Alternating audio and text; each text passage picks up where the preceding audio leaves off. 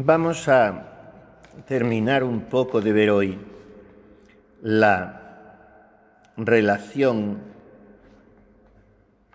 natural y sobrenatural de Juanita con sus familiares. Hemos ido viendo la relación con su madre, gira toda en torno a la cruz, al valor del sufrimiento, a la posibilidad de sobrenaturalizar y dignificar y valorizar el padecer, teniendo en cuenta que a esa señora se le había puesto todo un poco de punta en su familia. Y Teresita no va a lo circunstancial, a lo accesorio, a lo episódico o accidental, sino que va a las verdades universales y, por tanto, le señala a su madre la cruz y el cumplimiento de la voluntad de Dios. Con su padre, más bien, adopta un tono de quien estimula, animando y demostrando cariño a un hombre que se encuentra solo y que se siente un fracasado. Y entonces ella le hace comprender que para Jesús no es un fracasado y que por tanto vaya a descansar en él. Usa también la misma táctica, ¿no? El cariño, y hacerle sentir toda la ternura de su delicadeza filial, su carmelita, pero sobre todo incentivándole a la oración y a la devoción a la Virgen. Y con su hermana Rebeca, el tercer miembro de la familia con el que tiene más confianza, pues adopta un aire no diremos de maestra, pero en fin sí que la corrige, la reorienta, la enseña. Sobre todo veíamos esta mañana en la formación del carácter, en la eliminación de todo ribete de susceptibilidad, a riesgo de ser una amargada toda la vida. Y le enseña a no dejarse llevar por las impresiones, por la sensibilidad, por el corazón, sino por la razón y por la conciencia, como ella se había propuesto a sí misma. Al salir de ese colegio, del que no deseaba salir y del que Rebeca está deseando salir porque otra amiga la influye y todo eso. Bueno, estos son los bloques de cartas más notables a su familia. Después, el siguiente miembro de la familia que más se lleva el cariño, la predilección de Juanita es su hermano Lucho. Ya veíamos el disgustazo que se tomó Lucho cuando su hermana, por quien tenía delirio, cuando supo que ella iba a entrar en el Carmelo y no se lo había dicho. Y pocos días antes ella le escribe una carta pidiéndole perdón, pero diciendo también que comprenda que no había querido hacerle sufrir, y es una de las cartas más bonitas de su epistolario. Después, recién entrada en el convento, escribe a su padre y a su madre e inmediatamente a Lucho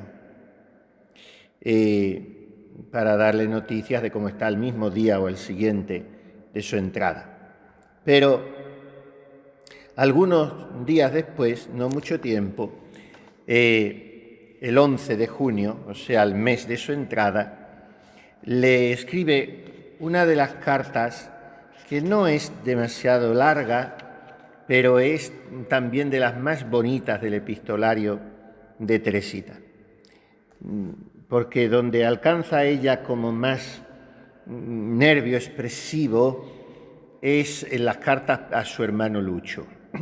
Es una relación muy bonita, teniendo en cuenta que Él es varón, ella hembra, no es el tipo de intimidad que puede tener con Rebeca, pero sobre todo teniendo en cuenta que Lucho se había ido alejando de Dios y Juanita era cada vez más de él. Y sin embargo, es una criatura tan humana y tan, diríamos así, tan preparada para el afecto, pero bien dirigido, bien colocado ese afecto, que no le ha empañado la relación con su hermano, como podría haber sucedido el hecho de que él se haya distanciado de Dios y se haya vuelto un racionalista empedernido y por tanto casi un ateo. Y sin embargo ella le habla con una naturalidad de cariño, pero sobre todo como deseándole contagiar su amor por Jesús. No lo conseguirá a corto plazo ni a medio, pero sí a largo plazo desde el cielo. Y lo mismo que al llegar al cielo curó totalmente el corazón de Rebeca de tantas sensiblerías y cominerías y susceptibilidades, pues también años más tarde curará a Lucho de esa increencia y lo llevará también a Dios. Que el amor de Jesús se apodere de tu alma. Así empieza esta carta. Después le pide perdón porque él, en ese mes, como que tenía el corazón desgarrado porque su hermana se había ido de con él y no sabía cómo suplir esa ausencia. Él le había escrito 2 cartas en ese mes. Ella no las había podido contestar inmediatamente. Pues ya no me pertenezco. Di todo cuanto tenía, hasta mi propia libertad. Tengo que cumplir lo que nuestro Señor me ordena a cada momento, y así solo ahora vengo a leer tu última carta. O sea, no es que había tardado en contestarlas, sino que además la segunda ni siquiera la había leído porque probablemente su maestra no había considerado oportuno dársela todavía y, en fin, pues como son las cosas en un convento, que no son cuando se quiere. Y entonces ese dato de no tener libertad para leer las cartas ni contestarlas, lo aprovecha ella para explicarle a él que es sumamente feliz en ese hecho de sacrificarlo todo por Dios, porque todo es nada en comparación de lo que él se sacrificó por nosotros, desde la cuna hasta la cruz y desde la cruz hasta el sacramento, y en el sacramento hasta la consumación de los siglos. ¡Qué grandeza de amor infinito! Y entonces le empieza ya, de una manera indirecta, muy suave y muy delicada, a decir lo que pretende. ¡Qué grandeza de amor infinito! Amor no conocido, amor no correspondido por la mayoría de los hombres. Claro, lo está escribiendo sabiendo que de esa mayoría de hombres forma parte Lucho, que no está correspondiendo al amor de Dios. Y esto le duele muchísimo a ella como hermana y como cristiana y como carmelita descalza. Lucho, querido, todos estos días te he tenido conmigo en el cenáculo. Habían hecho los ejercicios preparatorios a Pentecostés. Y claro, en ejercicios pues se tiene más tiempo de rezar y se está más con el Señor en el coro, en la celda, y se aprovecha para, en fin, al tener más tiempo de rezar, pues se encomiendan más a los que han pedido oraciones también. Todos estos días te he tenido conmigo en el cenáculo. ¿Cómo quisiera traspasarte, hermanito de mi alma, mis sentimientos? Y aquí se abre uno de los párrafos, como digo, más hermosos de todo el epistolario de Teresita, que tiene reminiscencias muy claramente de Sor Isabel de la Trinidad, incluso casi al pie de la letra, y que tiene algunas de las frases que más se citan de Teresita de los Andes. «Cómo quisiera hacerte ver el horizonte infinito, hermosísimo, increado, que vivo contemplando». Esto lo dice una chica que había corrido, no diremos medio mundo, pero en fin, había viajado, había hecho excursiones preciosas, con paisajes paradisíacos que los refleja en su diario, y ahora se ha metido en un conventuco bastante feo y muy pobre y muy poco atractivo, porque había buscado el convento menos atractivo. No el de Santiago, sino el de los Andes, el más desconocido y el menos atractivo, que ahí tuvo también mucho mérito su madre cuando la llevó ella sola y no la disuadió de entrar en ese convento que echaba un poco para atrás. Pero también ella supo percibir que esas monjas eran más observantes que las otras, porque dijo: al otro convento que fui, al otro Carmelo, la tornera me empezó a preguntar cosas de mundo y esta otra me habló muy poco, y lo poco que me habló fue solo de Dios. Y las monjas en locutorio solo me hablaron de Dios. Y claro, eso la convenció, como convence a una chica que busque verdaderamente a Dios, pues acercarse a un lugar donde ve que se busca solo a Dios.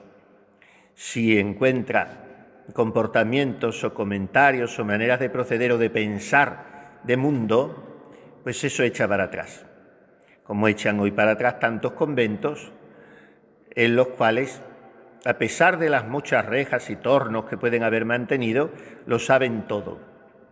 Lo saben todo de esa ciudad donde se está, de la diócesis, de la Iglesia, de España, de los partidos políticos, de la moción de censura.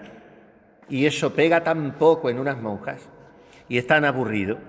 Pero claro, cuando se meten en el mundo de las noticias, ya no se dan cuenta el ridículo que pueden llegar a hacer. Y de esas cosas no hay que hablar. Y si se habla, que sea muy de pasada. Y entonces esta niña tuvo reticencia del otro Carmelo porque, por el torno solamente fue, pero ya a la tornera no le gustó la manera como le habló, y eso lo cuentan otras de las cartas, a sus directores espirituales, que al entrar en el Carmelo ya casi no les escribe como es lo que debe ser, porque ya se entiende con la priora, la monja, y se acabó. Pero bueno, le escribe de vez en cuando, pero le escribe una carta, nada más, en todo este año del Carmelo, que ya las veremos mañana si Dios quiere. Una carta al padre Colón, otra al padre Cea y otra al padre Blanche. Pero antes de entrar les había escrito varias, a cada uno, dándoles cuenta de su oración, de sus deseos, de su vocación, de sus gracias muy especiales que tenía en la oración, para que ellos les dijeran si era verdad, porque tenían una vida verdaderamente mística.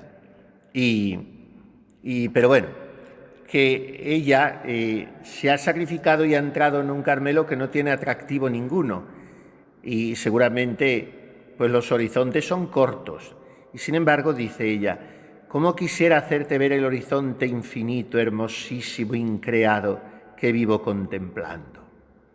Recuerda lo del cántico espiritual: «Mi amado, las montañas, los valles solitarios, nemorosos, las ínsulas extrañas, los ríos sonorosos, el silbo de los aires amorosos, todo está en Jesús».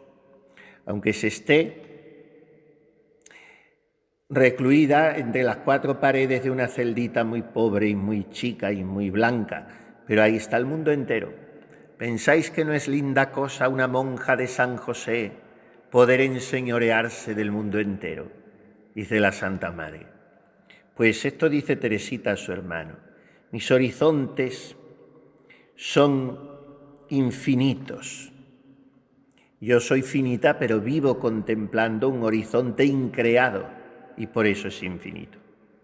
Y vuelve a esta idea tan querida, que ya la hemos repetido muchas veces.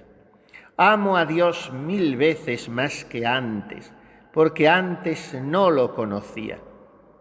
Claro que lo conocía desde niña, conocía a Dios, pero al entrar en el Carmelo se ha abismado en la profundidad de su misterio, porque no hay apoyaturas sensibles, no hay consuelos humanos, es el solo Dios. Y entonces el más puro padecer trae y acarrea el más puro entender, dice el Santo Padre. Y una criatura que se despoja de todo, pues es el solo Dios.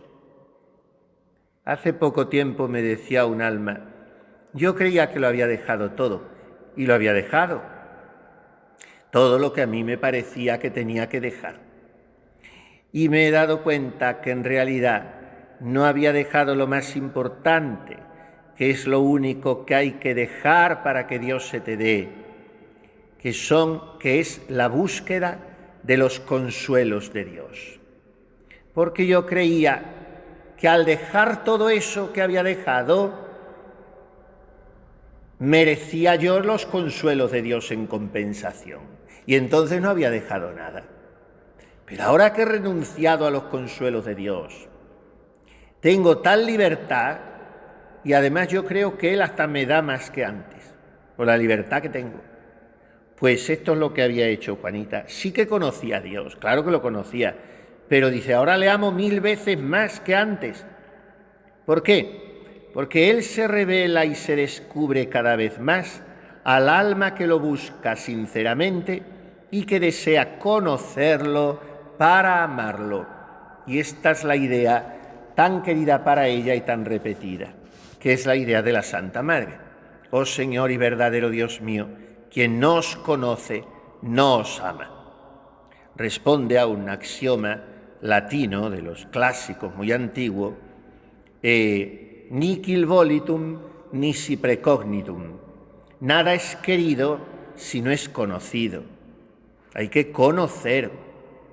Por eso la oración es ejercicio de amor, es ejercicio de voluntad, no es ejercicio intelectual, pero la oración también es saboreo del misterio de Dios, saboreo en el sentido sapiencial, en el sentido de saber y saber. En español son 2 palabras con diversos significados. ¿A qué te sabe esto? En el sentido del gusto, de que lo saboreas. Y luego, tú sabes esto en el sentido del intelecto, de que lo conoces, de que lo comprendes. Bueno, pues a Dios estamos llamados a saber a qué sabe Dios. Saber con el entendimiento. ¿A qué sabe Él? Con el paladar de la voluntad. Pero nada es querido si primero no es conocido. Por eso es muy importante la formación. La formación quiere decir la lectura espiritual, que hay que cuidarla mucho y no recortarla nada. Él se revela y descubre cada vez más al alma que lo busca sinceramente y desea conocerlo para amarlo. Lucho, todo lo de la tierra me parece cada vez más pequeño, más miserable ante esa divinidad que cual sol infinito va iluminando con sus rayos mi alma miserable. Todo lo de la tierra es pequeño y por tanto nos tiene que estorbar. Oh, si por un instante pudieras penetrarme hasta lo íntimo, me verías encadenada por esa belleza, por esa bondad incomprensible. Tengamos presente que se lo está como gritando al escribirlo en el papel a un hermano queridísimo que no cree. Y entonces ella le está como queriendo abrir el corazón de par en par para que vea la belleza que la inunda, el amor que la inflama, y la santa libertad a la que ella se encadena voluntariamente, una bondad incomprensible. ¿Cómo quisiera yo atar los corazones de las criaturas y rendirlas al amor divino?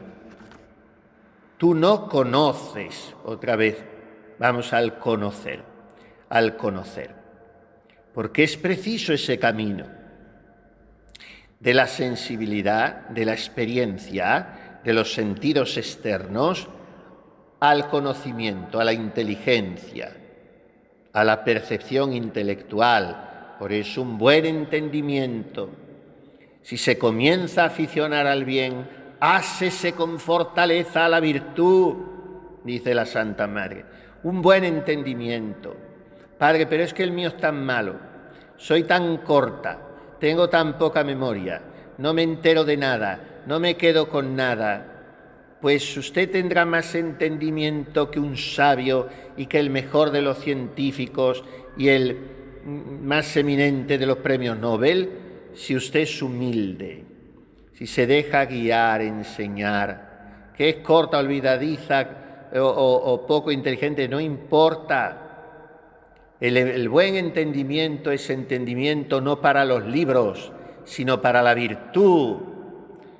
El buen entendimiento es de la que busca ser mortificada, negada, callada, no saber, no entender, no querer, indagar, y déjate enseñar, déjate mandar, déjate sujetar y despreciar, y serás perfecta. Ese es el buen entendimiento. Y ella le dice a su hermano, quiere abrirle su corazón y le dice, tú no conoces el cielo que yo, por la misericordia de Dios, poseo en mi corazón. Sí, en mi alma tengo un cielo, porque Dios está en mi alma y Dios cielo es. Como digo, es un eco muy claro de Sor Isabel, pero al final es un eco también de la Santa Madre. Podemos encerrar a Dios en este cielo pequeñito de nuestras almas, dice en el camino de perfección, y es un eco del Evangelio, claro. Vendremos a Él y haremos morada en Él. Y por tanto, como tú no conoces ese cielo, pues no te enteras de nada, porque para conocer al cielo hay que tener a Dios. Y ahora le viene otra pequeña reprimenda cariñosa a su hermano, porque esto es lo bonito de la rectitud de esta alma tan pura de Teresita. Tú dices que serás bueno por mí. Esto no te lo permito. Por una criatura miserable jamás hemos de obrar.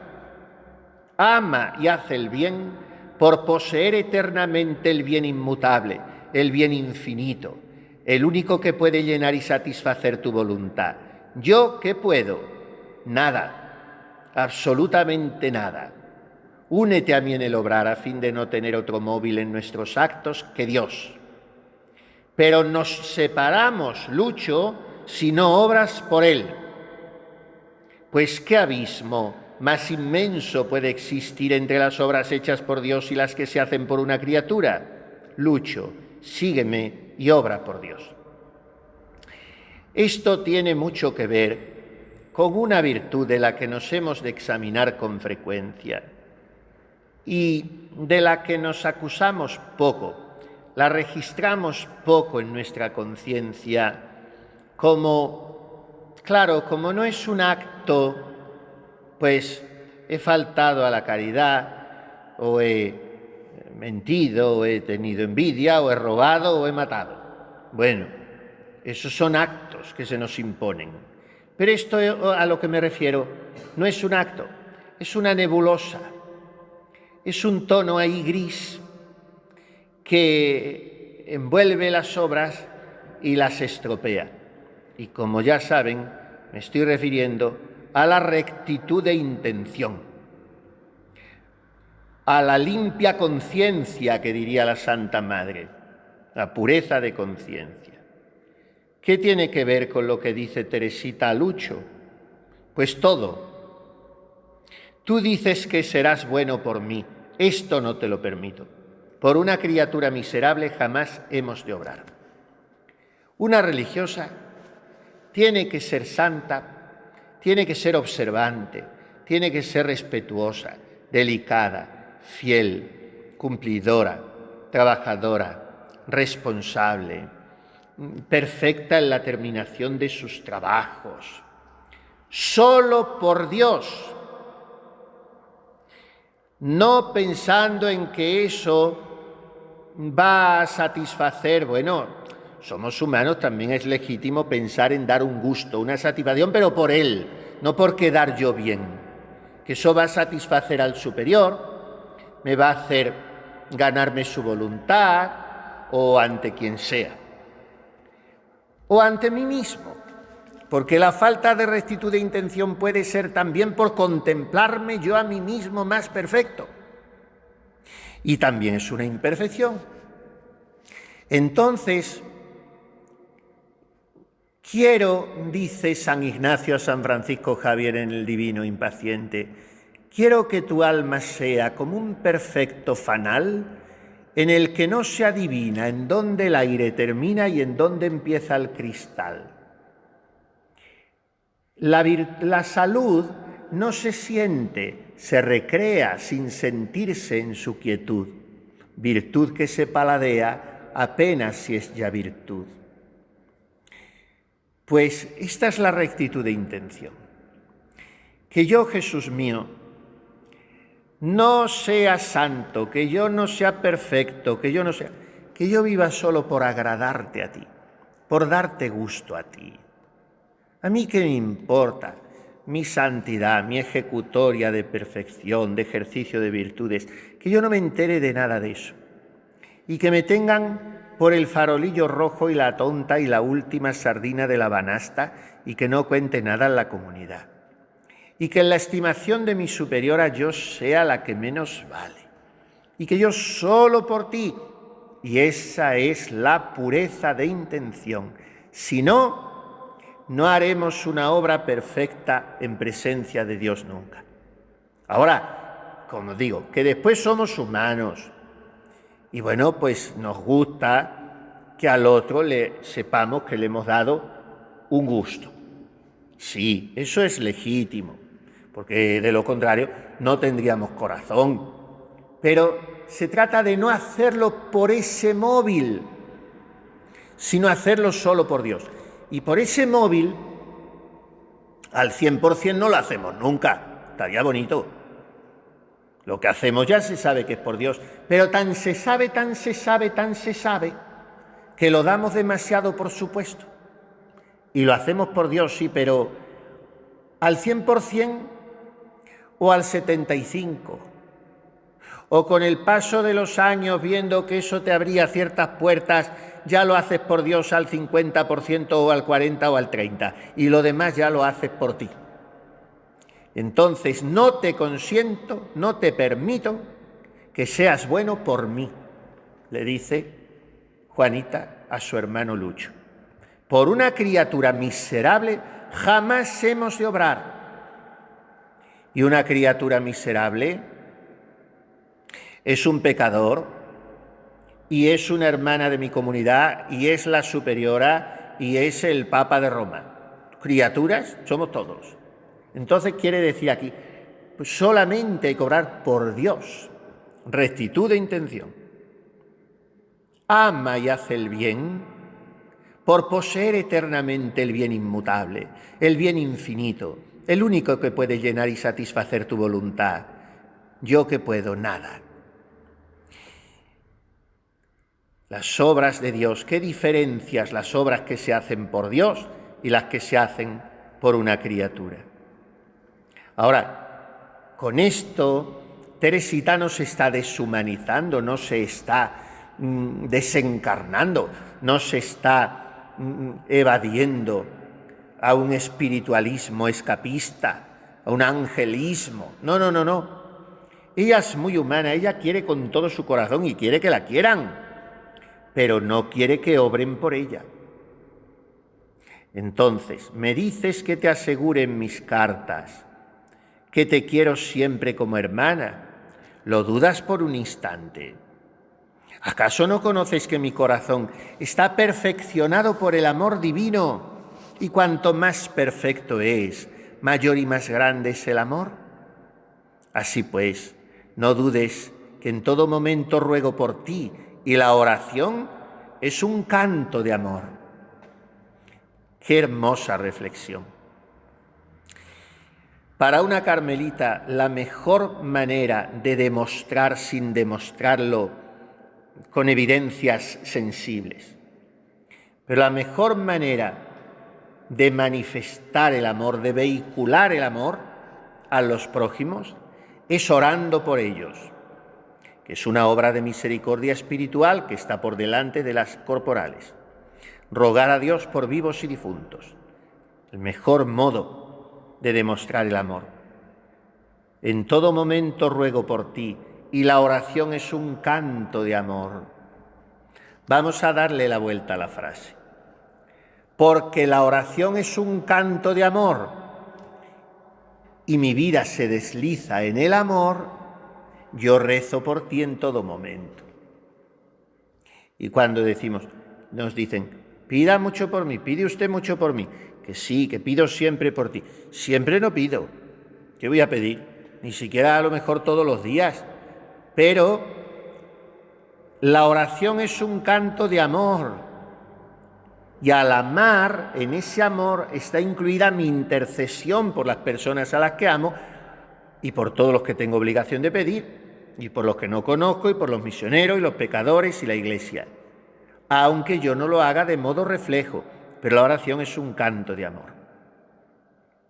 Tanto que te predico en mis cartas, no te lateas, o sea que no te hartas, no te cansas, pero perdóname. Cuando una ama, no puede sino hablar del objeto amado. Es una preciosidad esta carta porque, vuelvo a repetir, es la carta que se dirige a un muchacho joven de 20 y tantos años que prácticamente ha perdido la fe, que no cree. Y entonces ella no le está dando argumentos de razón. Le está queriendo demostrar la bondad, la belleza de Dios, para convencerlo desde ahí, para que desde ahí él conozca a Dios y desde ese conocimiento lo ame como lo ama ella. ¿Qué será cuando el objeto amado reúne en sí todas las perfecciones posibles? No sé cómo puedo hacer otra cosa que contemplarle y amarle. Y ahora viene esa frase que es una de las más famosas de Teresita, que se cita mucho, se escribe en estampas, tan bonita y tan verdadera, que debería poder firmar toda carmelita descalza, toda alma enamorada, toda esposa. Y llama la atención eso, que se lo diga a este hermano. No sé cómo puedo hacer otra cosa que contemplarle y amarle. Esto se lo debería preguntar una carmelita. ¿Cómo puedo yo hacer otra cosa que contemplarle y amarle si he venido para esto? Por amor de Dios, hijas, no pierdan el tiempo en otras cosas, ni en otras preocupaciones, ni en otras complicaciones, ni en noticias, ni en curiosidades. Pierdan ese ganado, piérdanlo, que eso impide entrar en la interior bodega.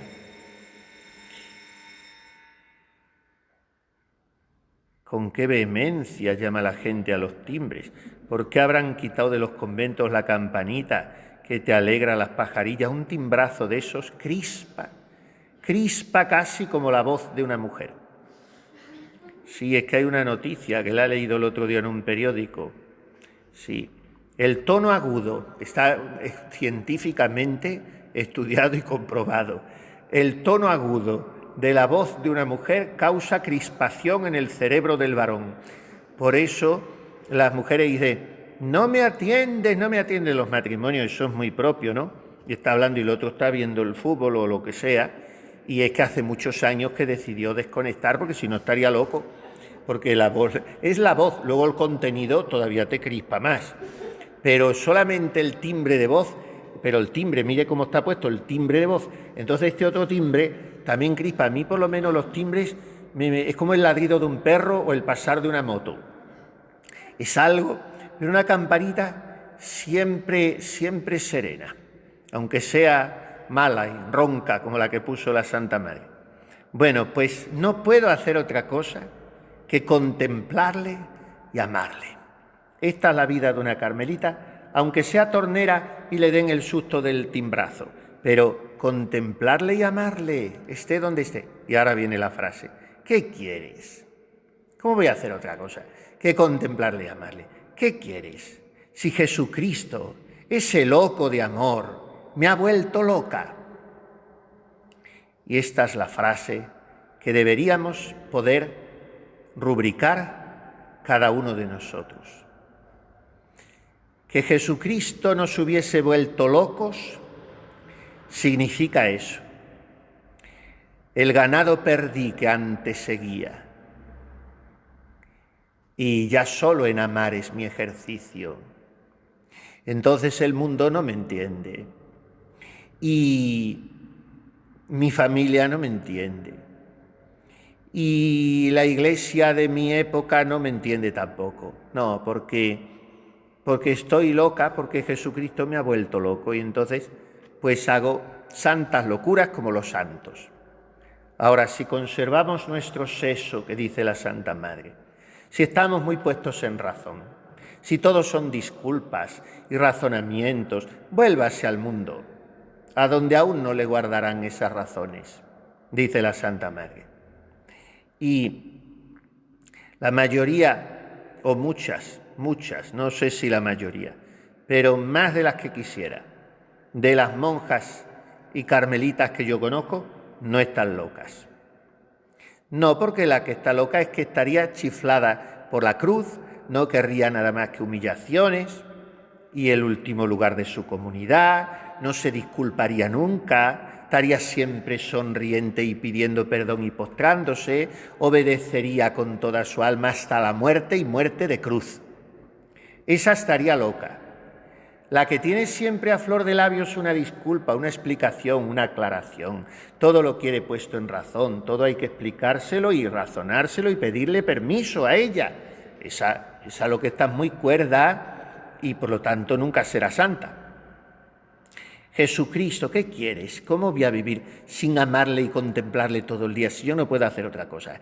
¿Qué quieres si Jesucristo, ese loco de amor, me ha vuelto loca? Y ahora le viene una andanada fuerte directamente al hermano. ¿Es martirio, Lucho, el que padezco? Al ver que corazones nobles y bien nacidos, corazones capaces para amar el bien, no amen al bien inmutable. Que corazones agradecidos para las criaturas no lo sean con aquel que los sustenta, que les da la vida y los sostiene, que les da y les ha dado todo, hasta darse él mismo. Pero claro, todo esto no lo puede ver un corazón, siquiera sea noble y recto y bien nacido como el de su hermano Luis, si no reza, y ese es el gran problema. Y entonces ella termina esta carta, preciosa, como ven, y nosotros terminamos con ella, termina diciéndole: Lucho, haz oración. Y miren para ella lo que consiste la oración. Qué definición tan rápida, tan cabal, tan sucinta y tan completa. Que vale también para nosotros, aunque no seamos ateos, pero a veces somos ateos prácticos, porque vivimos como si Dios no existiese, en según qué cosas. Y le dice: Lucho, haz oración, piensa tranquilamente quién es Dios y quién eres tú, y todo lo que le debes. Anda después de las clases a una iglesia, donde Jesús solitario te hable al corazón en místico silencio. Únete a mí. A las 5 yo estoy en oración. Acompañemos al Dios abandonado y pidámosle nos dé su santo amor. Pues ahí tienen una profesión de entrega a la belleza infinita, a la bondad increada, al amor no amado. Ahí tienen el afecto enardecido de una jovencita con toda su capacidad afectiva y oblativa, virginalmente entregada al Señor, en una carta que se convierte no solo en un clarín de guerra para su hermano, porque eso es lo que pretende ser esta carta, un toque, un fuerte, un aldabonazo para espolear a su hermano a la conversión, pero de una manera no directa, sino por el amor. Y Y además esta carta es eso, una profesión de amor de parte de esta joven carmelita. Jesucristo, ese loco de amor, me ha vuelto loca. Que podamos nosotros suscribir esto y que se lo pidamos ahora por medio de María, la Madre del Amor, a Jesús sacramentado.